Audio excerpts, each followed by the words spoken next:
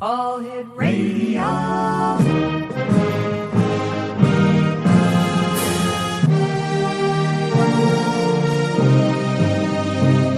Welcome to the X Zone, a place where fact is fiction and fiction is reality.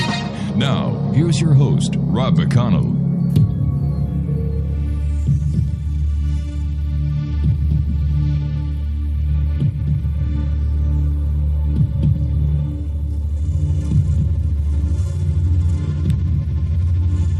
Welcome back to the X Zone, everyone. I am Rob McConnell. We're coming to you live and around the world from our broadcast center in Hamilton, Ontario, Canada, on the X Zone Broadcast Network, Starcom Radio Network, Digital Broadcast Network, and Digital Satellite Network. Speaking about the Starcom Radio Network, check out my good friend Ed Till. This guy is one of the icons of radio. And he's right here on the Starcom Radio Network, Monday through Friday from 9 a.m. until 5 p.m. Eastern. Tune in to Ed. Listen to what radio is supposed to sound like. That's the Ed Till Show, Monday through Friday from 9 a.m. until 5 p.m. right here on the Starcom Radio Network, www.starcomradionetwork.com. Exonation, my guest this hour is Jalaja Bonheim. We're going to be talking about sacred ego. Now, Jalaja is the founder and director of the Institute for Circle Work, and she is one of the world's foremost experts in the use of circle gatherings as a tool for empowering women. A uniquely skilled facilitator, she has trained hundreds of female circle leaders from around the world and is internationally known for her groundbreaking work with the Israeli and Palestinian women in the Middle East. Growing up German and Jewish in post-war Germany, she has struggled to make sense of the events that had left her, the German and Jewish people in total traumatized. And just thinking about that, it's upsetting. It really is. So joining me now to share with us the sacred ego is our guest this hour, Jalaja Bonheim. And Jalaja, welcome to the show.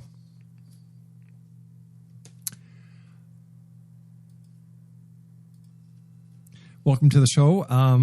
It's great having you with us tonight. Tell us a little bit more about yourself and how you got involved with the circle work.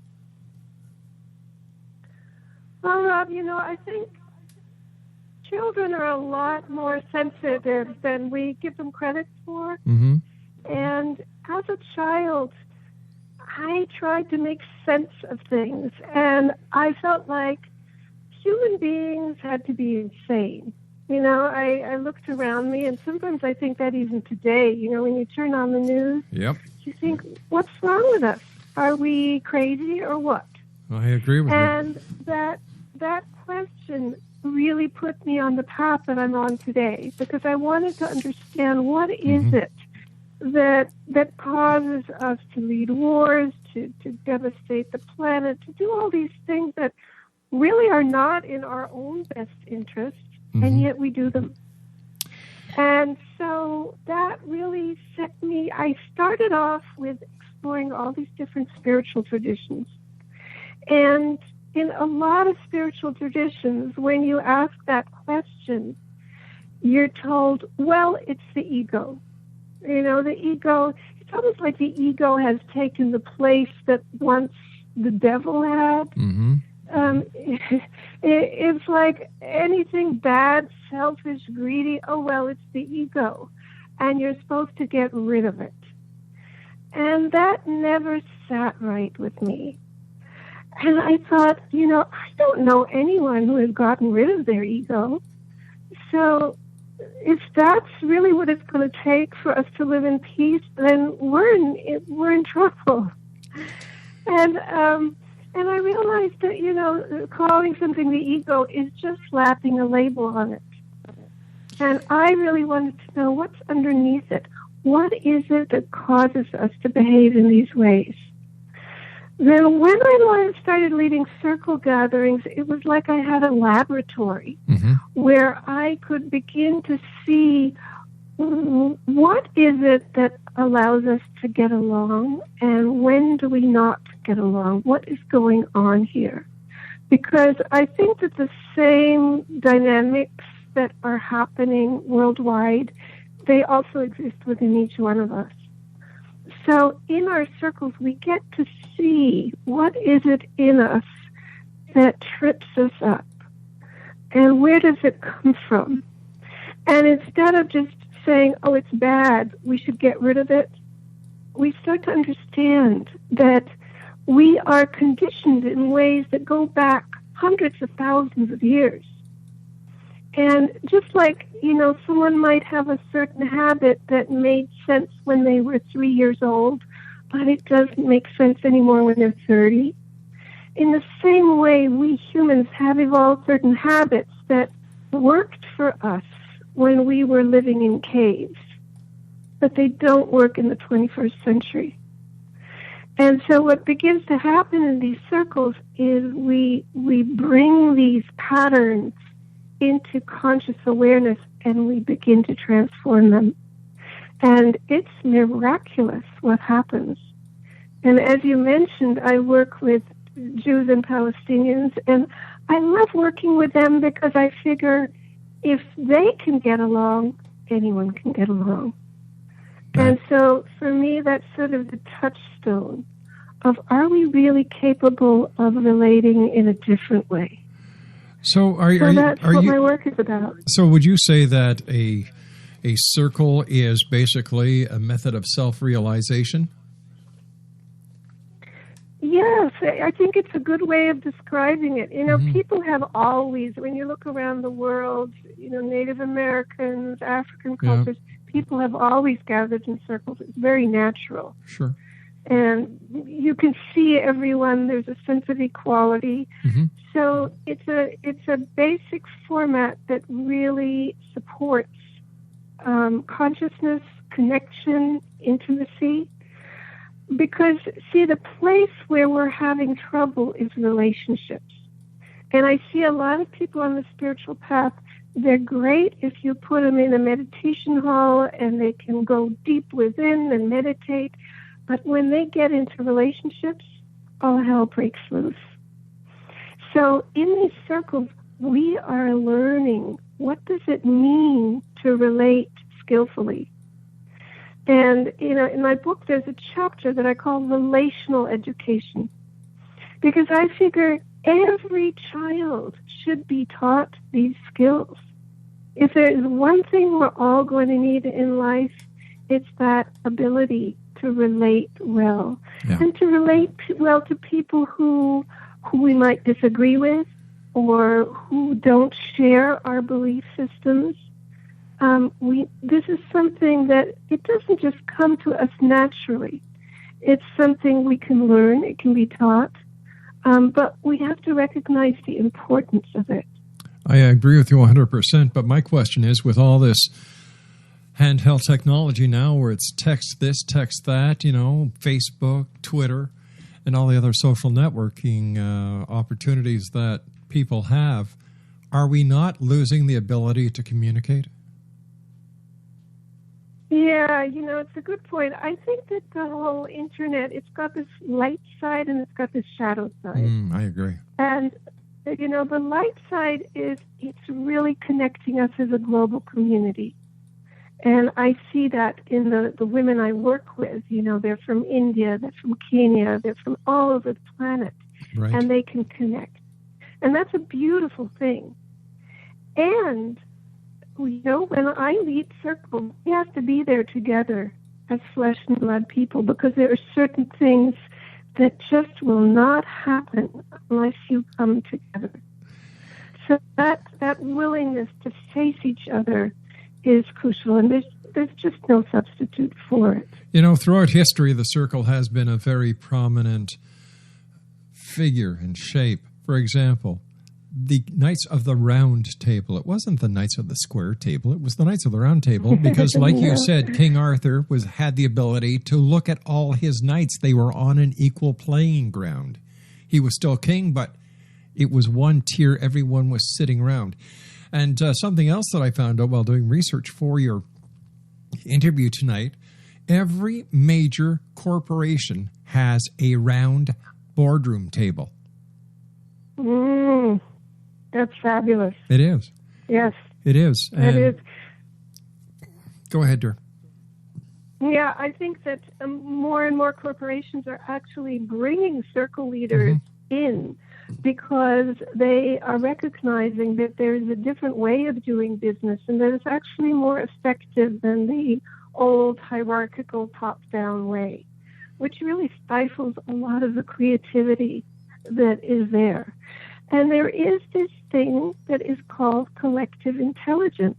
You know, we are such individualists, but you look at a flock of birds flying or a school of fish, and it's so obvious that they are connected in a way that is beyond the individual.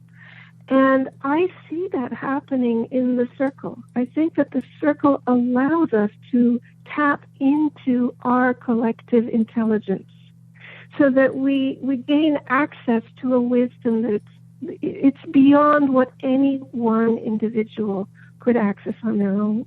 And I think people have always known that, and they've always used circles that way. I agree. And let me ask you this question. You're German, and you're also Jewish. First of all, when I was reading your intro, when I think about those horrific days during World War II, I get a lump in my throat because my grandparents were from Europe, and it's a very close subject to me. And all I can say to you and anyone else listening who had any member of their family, or if they themselves went through that hell, God bless you all. How do you think growing up as a Jewish young lady in post-war Germany affected you? Well, one thing it taught me very early, even as a child, was that I didn't fit into the boxes. You know, I couldn't say, well, I'm a German. Right. And I couldn't say, well, no, I'm on the other side, I'm a Jew, because I was both. And so I started realizing that it had to be something, it wasn't just about whether you were German or Jewish, it was something deeper within human nature. And then as I grew older and I started looking around, I realized that these horrific wars were happening all around the planet. Maybe not to that extreme degree, but they even today, you know. And when I go back to Germany today and I see this huge wave of immigrants that is just flooding into the country, you know, you see what kind of suffering we are causing each other because we do not understand ourselves and we do not know how to relate in harmonious ways. I'm going to share with you a story that I share whenever I have the opportunity. As a young boy growing up in Montreal, Quebec, we lived in the cosmopolitan area of Montreal called Park Extension. There were Greeks, there were Jews, there were Irish, there were Pakistani, there were Indians, there were Hungarians, there were Germans, there were Italians, there were people from Saudi Arabia, Arabs. We all lived together. But you know what we also did? We learned about each other. We learned about their cultures. We learned about their beliefs. We learned about their religious philosophies. And what this did at a very early age in each and every one of us was taught us to respect each other. Understand. Beautiful. You know, and I thank my mother and father a lot, but I also have to thank the early school method where, you know, at Barclay School on Wiseman in Montreal in Park Extension, you know, I remember my third grade teacher, Miss Bloomfield, and it was so beautiful because we had a calendar in the classroom that she would put all the different holidays, all the different religious days of all the different ethnicities in our class. So you had 40 kids. You had 40 kids in a classroom. And then you had this calendar, And as we came closer to each one of those dates, we would learn about it. We would draw and, this and that. And then those people from those specific holidays, for example, Easter, we would bring in colored Easter eggs with kielbasa and other treats and foods that our parents would cook for that feast. And every child did the same. And I'm very fortunate to have had that in my life. And when I see all the turmoil, when I see all the bickering, when I see all the fighting, it's, in my opinion, just because of one simple thing: respect. That's a beautiful story, and to me, that story is such a great example of what I call relational education. Exactly. You were being taught how to get along with people who are different, and that can actually be a source of joy and wealth rather than a bad thing. So it's a beautiful thing. But, I think we have to look. One of the things we often forget is that this way that we live today is really brand new. This way where all these different cultures are mingling and races are mingling, religions are mingling. For hundreds of thousands of years, every human being lived in a small tribe. Yes. And within that tribe, everyone was the same. And if you came across people of another tribe, which didn't happen all that often because a lot of these tribes were very isolated, there was an immediate sense of, this could be dangerous. And so, having lived that way for so long, we have this deep habit of us versus them thinking. And this is a good example of how something which in the childhood of our species made sense. And then, really, very suddenly in the bigger picture, we entered into this global world. And all of a sudden, all those old rules have to be thrown out the window. And so we're in a transitional period where we're just learning about a whole new way of identifying as basically as a global tribe, as a planetary tribe. Even though we still have our culture, we still have our religion, it's all beautiful. But deeper than that is that sense we are children of one small planet. The problems we face, we should just call ourselves Earthlings. Get rid of all the other titles. If we're from one planet, make everyone equal. And we need to do this by getting rid of titles like African American, Irish American, Italian American. You're an American, for goodness sake. Up here in Canada, it's French Canadian, Anglo Canadian, and the list goes on. And no, we're Canadians. So if we can do that for countries, why can't we just call ourselves citizens of planet Earth? We're Earthlings. Get rid of the titles. Put everybody on the same par. Would that work? I think it would work. I think we still do need to really respect the differences too. That someone, let's say, who has a certain heritage is proud of their heritage, and that's a beautiful thing. Yeah. But that Earthling identity needs to be the basic identity. And I totally agree with you there. You've worked with Jewish, or you still do work with Jewish and Palestinian women in the Middle East. Can you tell us more about that experience? Yeah, it's an amazing experience. When I go there, first of all, when I started working there, I realized how little I really knew and how many of my own preconceptions were being cracked. Like I remember one circle I did in the West Bank. This woman walked in. Most of the women there have a veil. But this woman walked in, and she was head to toe in black. Right. With just the little slits for the eyes. And all of us, because I always bring women from the United States, we all had this visceral reaction of, oh, you know, there's a sense of, who is this person? And what emerged in the course of the workshop was this woman. She was a healer. She did energy healing. She had traveled all around the planet. She was the most open-hearted, open-minded person. Yeah. And it really forced me to look at my own prejudices and preconceptions.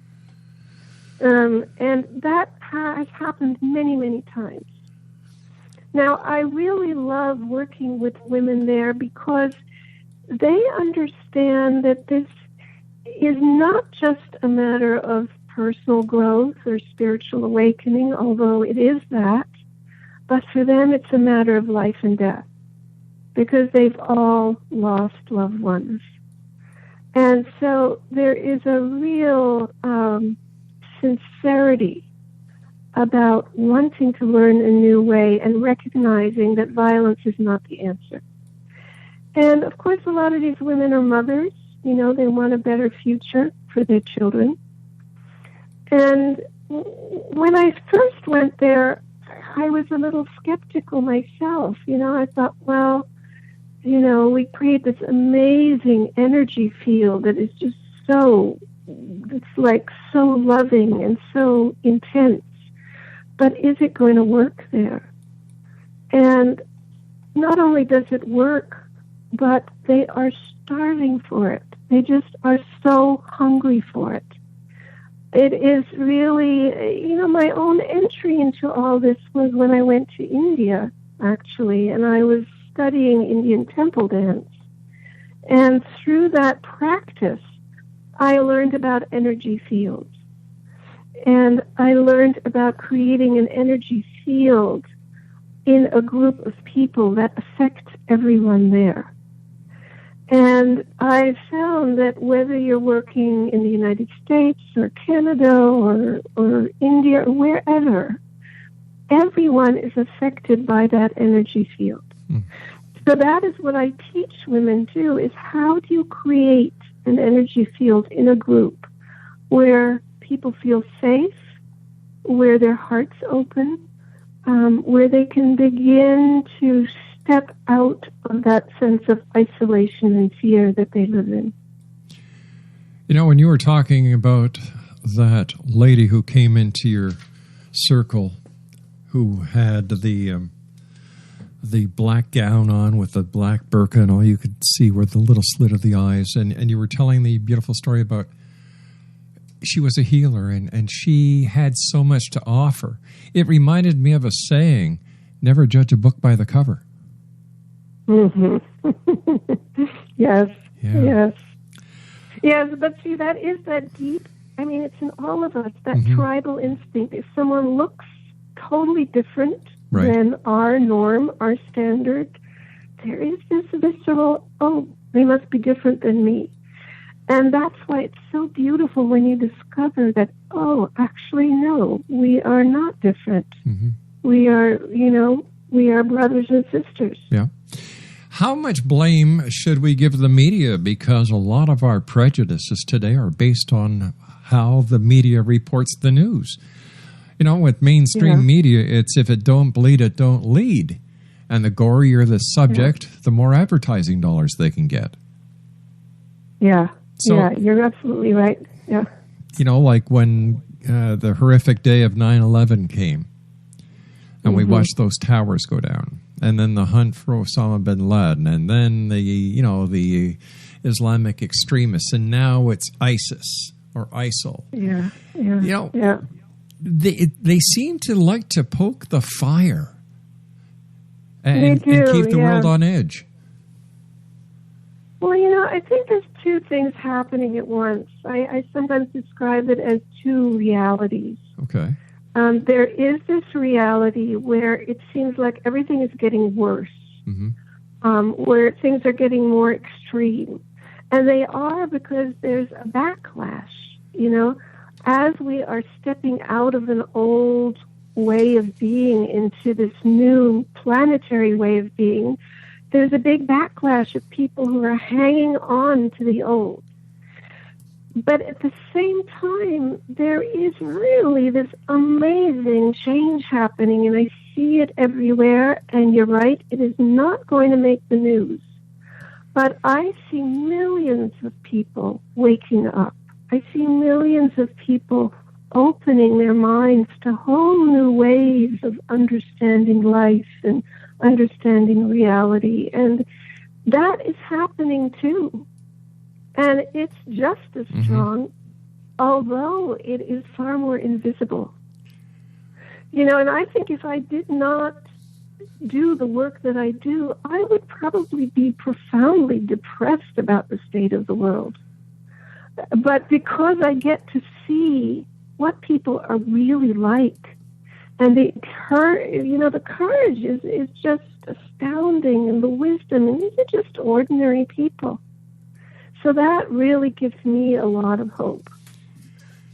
You know, I've been doing this show for 24 years, and I know there is hope for this world because I have the pleasure of speaking to people like you each and every night. And when I hear the passion, when I hear the love that you have for people and what you are doing, my dear, this world will get better. I think it will. And, you know, I mean, for me, it was my own healing because I grew up really ashamed almost of being a human being. You know, I would think, well, elephants don't do this. Yeah. Tigers don't. What is it about us? And today, I really am in a place where I can say, I love human beings. We are amazing. We are amazing. And we are going through, I think of it as a death and rebirth. And that is never easy. And there is a lot of old that has to die for the new to emerge. And, you know, it can be very painful. It is not easy. That's right. But I think it's happening. It has to happen. I agree with you, except I look at it as a child. The society is like a child going through puberty. You want to be old, you know, you want to be older than you are, but when you start realizing that you're getting there, you start getting afraid, and then you start spreading your wings, your cocky walk. And I believe that once we get past the stage, we will fall into that world of unity, that world of oneness that so many like yourself have the vision to see. Yeah. And, you know, it's so interesting when you look at science and physics, which 100 years ago was very much opposed to religion and spirituality. Yep. And now, when you look at what they are finding, it's exactly what the ancient Buddhist teachers were talking about. I mean, it completely goes against our separate, isolationist way of seeing things. I mean, they tell us everything is interconnected. There is no separateness. And they tell us that our senses only perceive less than 1% of the electromagnetic spectrum that is out there. In other words, 99% of what is really there we cannot see. And I think all these discoveries are really beginning to open people's minds and help them understand that there is so much more than this small way of seeing the world that we have been brought up with. You know, not only are their minds opening, but in my humble opinion, more importantly, is their heart is opening. And we're able to be more forgiving. We're able to be more respectful. Yeah. You know, so... Yeah. You know, in my book, I tell this little story about the psychologist Jung, who in the 1930s came to the United States, and he had this meeting with a Pueblo chief that had an enormous impact on him. And the Pueblo chief said to Jung, we think that the white people are completely insane. And Jung said, what makes you think that?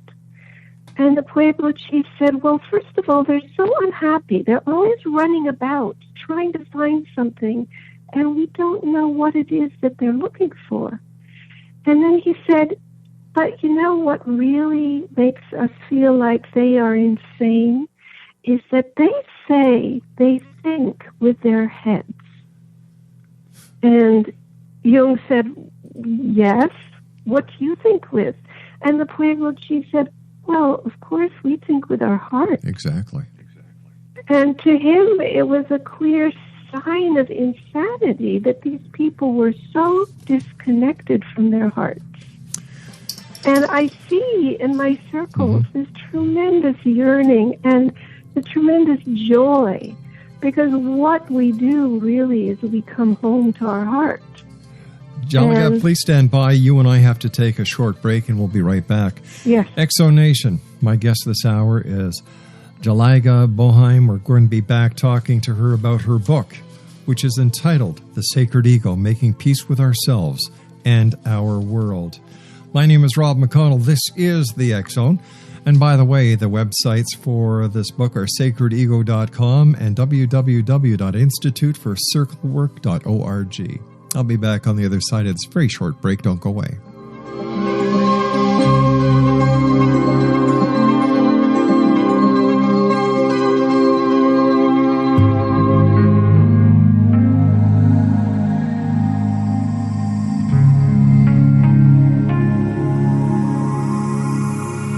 The scientist and the mystic have been on an age-old, relentless search with one thing in common. They seek truth. Their paths converge in the 40,000-year-old practice of shamanism, an ancient science delving to the quantum level of life, facilitating healing, manifestation, and evolution. I'm Gwilda Wiyaka, the founder and director of Path Home Shamanic Arts School, a unique Colorado State-certified occupational school, training shamanic practitioners and teachers. We also provide classes for empowering personal lives through shamanism. Our certification classes are in week-long segments enabling international participation, and online classes and long-distance shamanic healing sessions are available. Come discover the science of magic in the limitless world of shamanism. www.findyourpathhome.com.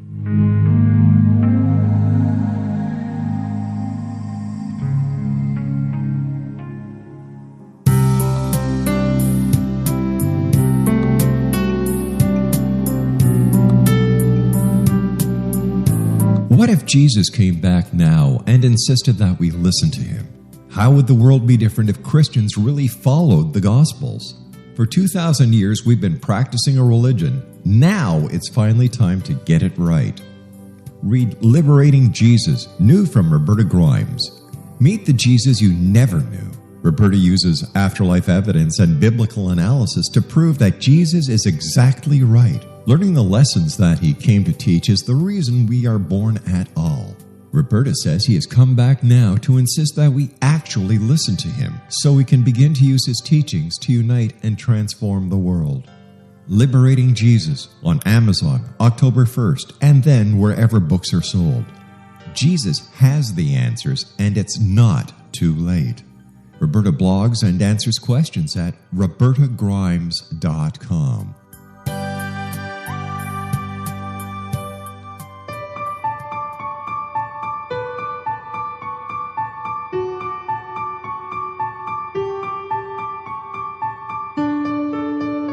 The Carl O. Helvey Holistic Cancer Foundation is a new nonprofit foundation that focuses on a holistic approach to cancer that includes physical, mental, spiritual, and political aspects. Cancer education, research, and care are provided for all types of cancer patients. You can listen to interviews with cancer doctors and survivors and read research on holistic aspects of cancer at www.holisticcancerfoundation.com. That's www.holisticcancerfoundation.com. Wouldn't you love to know the secret to everything? Well then, meet Dr. Kimberly McGeorge and her cutting-edge breakthrough knowledge that combines science with possibility. Dr. Kimberly brings real-life answers and healing to those open to alternative solutions. She teaches solution-based programs and classes that will change all areas of your life forever. Specializing in conscious creation, intuitive readings, and energy medicine, you can rapidly shift health, relationships, business, and money and abundance challenges quickly. Receive her best-selling book, Secret to Everything, at no cost by going to secrettoeverything.com/X-Zone. That's right, transformation can start now.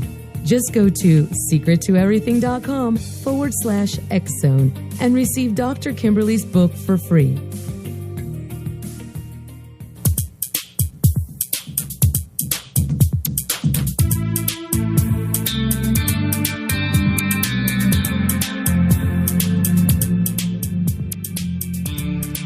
Welcome back, everyone. Just a programming note, The Science of Magic with Gwilda Wiyaka is coming to the X-Zone Broadcast Network. The Science of Magic is a program dedicated to uncovering the unified nature of reality and humanity's ever-evolving place as truly galactic beings. For more information, check out The Science of Magic at www.thescienceofmagic.net. My guest this hour is Jalaja Bonheim. We're talking about her new book that is entitled The Sacred Ego, Making Peace with Ourselves and Our World. I want to thank you so much for coming on the show. It's a great pleasure talking to you. This is a very important topic, and it's one that has to be spread. What can we do? What can individuals do, in your opinion, based on the circle work that you've done with women in Israel and Palestine? What can we do to make this work? How can we get involved? Not only women, but men get involved in the circles that make these differences. Well, first of all, I think that everyone should experience a good circle. Right. You know, a lot of people are a little scared of it. They think maybe it's something kind of weird, or actually, so many people, when they actually come to a circle, and I do work with men as well as women, they say, oh, I feel like I've come home. Wow. Because there is this deep sense of intimacy, connection, spirituality, safety. We yearn for that.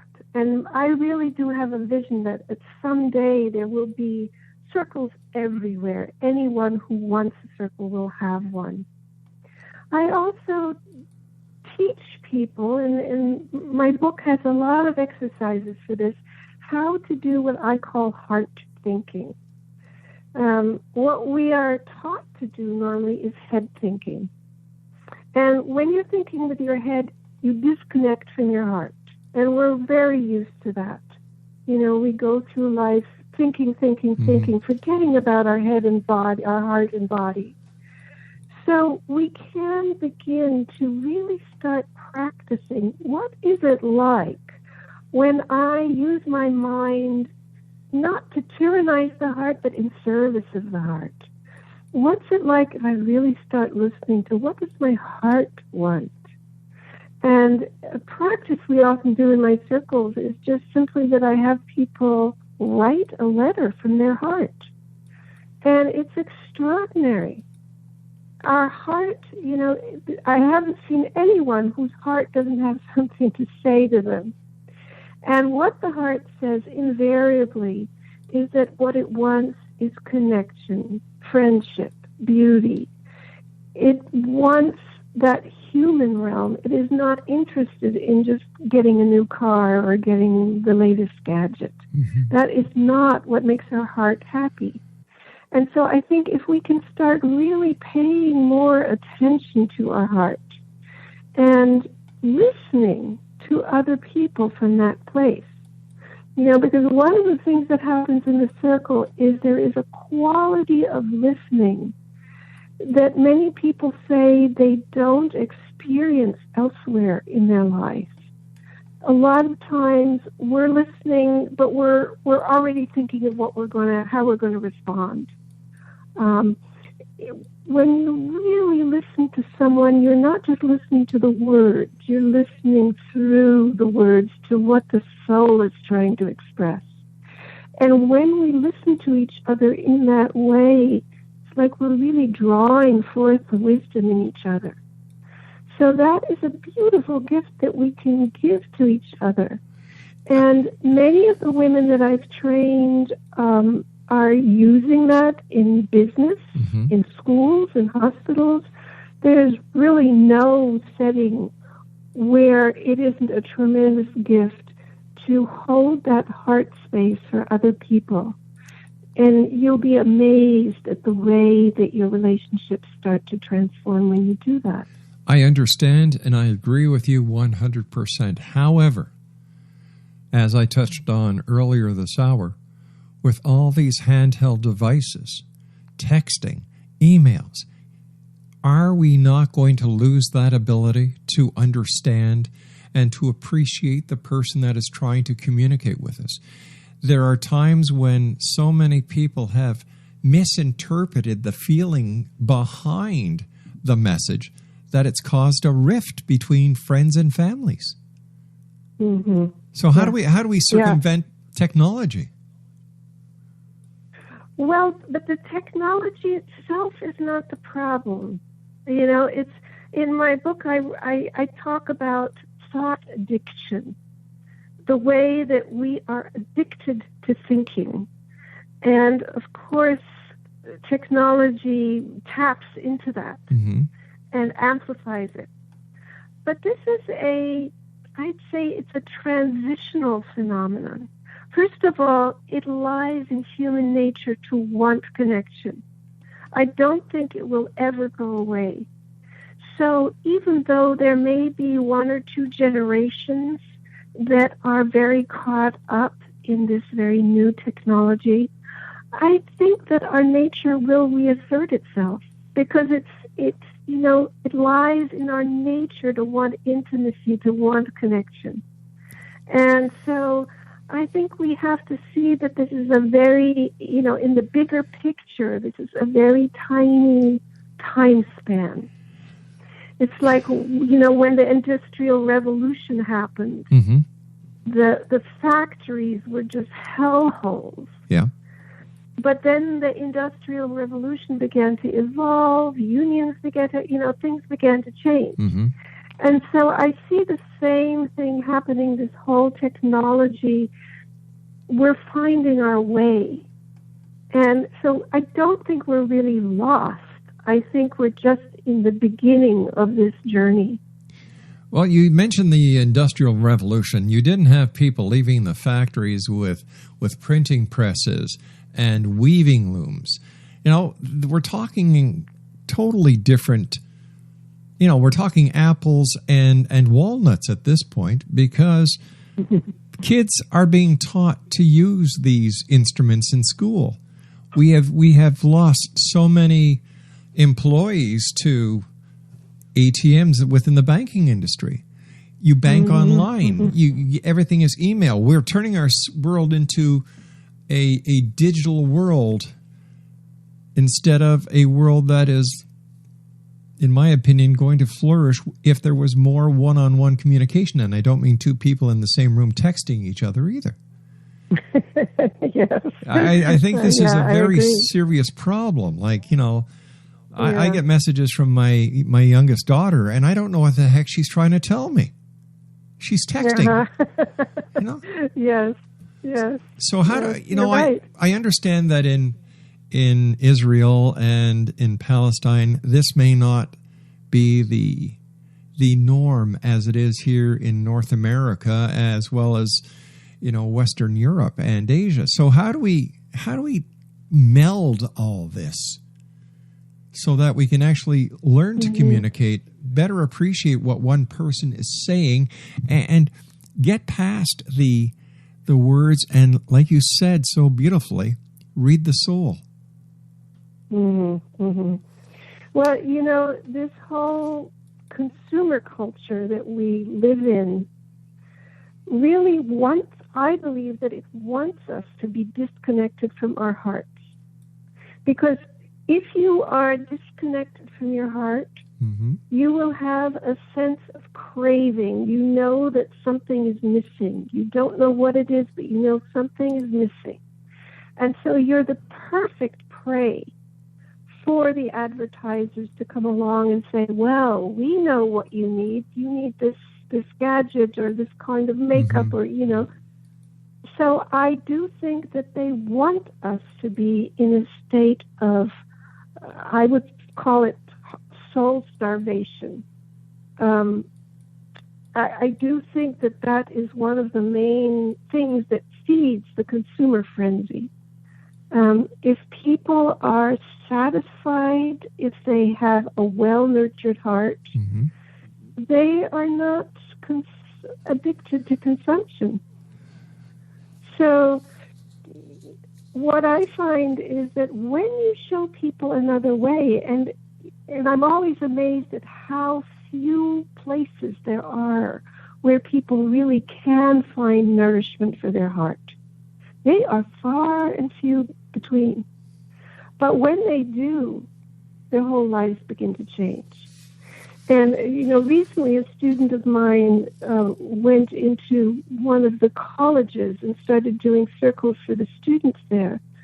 And the students said, you know, this is the first time that we are actually talking to each other and discovering who the others are. Isn't that We've amazing? been sitting in these classes, but we've never connected. Yeah. So I think that the more we can offer alternatives, the better. Most people really do not have a lot of alternatives. So a lot of people go to their churches or their religious community hoping to find that, and very often they don't find it. They don't find that true soul nourishment that they are hungry for. Well, I think the problem with religious philosophies today, whether it's, you know, Catholicism or Protestants or whatever the religion is that the religion has not kept up with the evolution of society. You're trying to feed society using ancient proverbs, ancient mythology, ancient explanations for everything, instead of saying, well, you know what, we've got to revise. We need to come out with a new revision that relates to the society of today. And, you know, I watched Pope Francis while he was in America. And I think that Pope Francis did more for religion in the short period he was in the United States than any other religious leader that I can remember. He brought himself down to the level of everyone by saying, "Pray for me." And if you don't believe in that, wish me well. What a man! Well, yeah, isn't that beautiful? It is, and you know, I can see by your book you're following. You know, the idea is very, very, very similar. The circle, bringing everyone down to the same level, so everyone can see, everyone can talk. Well, and you know. It's very interesting, too, when you look at the very early history of Christianity. Jesus gathered in a circle with his disciples, and all the first congregations always gathered in a circle. And then later it became this hierarchical thing, but that's not how it started. It started as a circle. Well, that's what we need to come back to. Even you know, in the Bible it says, "I am the Alpha, I am the Omega. I am the beginning, I am the end." And the end starts where the beginning ends. A circle. Yes. Jalaja, I want to thank you so much for being with us this hour. It has been most refreshing, I think you're doing one heck of a great job, and I admire you for that. Thank you so much. I admire you. Thank you. And I would love to have you back on in the future so we can further discuss your philosophy, the change and the difference you're making in the world, as well as to talk about your book that we've been talking about this hour, The Sacred Ego, making peace with ourselves and our world. And let our listeners know how they can find out more about you and where they can get copies of your book. Yeah, they can get copies on Amazon or at any bookstore.